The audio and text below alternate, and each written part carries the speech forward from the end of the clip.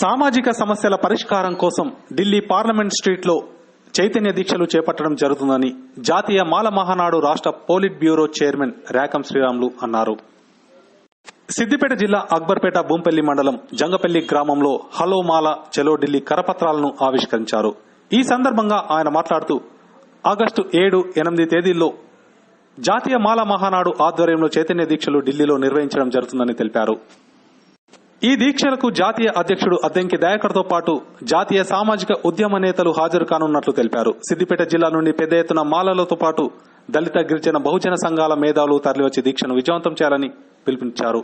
అట్లాగే ఈ రోజు జరిగే పార్లమెంట్ సభల్లో ఈ బిల్లులన్నీ దయాకర్ అన్న నేతృత్వంలో 15 అంశాలు ఏదైతే పెట్టిండో కొత్త నోట్ల మీద బాబాసాహెబ్ అంబేద్కర్ ఫోటో ముద్రించాలని చెప్పి, అట్లే వర్గీకరణ అంశం కూడా మా లెక్కలు మాకు తేల్చినాక తర్వాత వాళ్ళ లెక్క తేలవాలని చెప్పి అదొక డిమాండ్.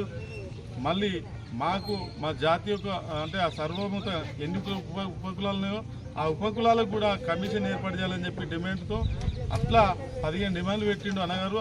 ఆ డిమాండ్లను సాధించుటకు ఈ నెల ఖచ్చితంగా అందరూ ఎస్సీ ఎస్టీ బీసీ మైనార్టీలు రావాల్సిందిగా మాల మైనార్టీ నాయకులుగా మేము పిలుపునిస్తా ఉన్నాం.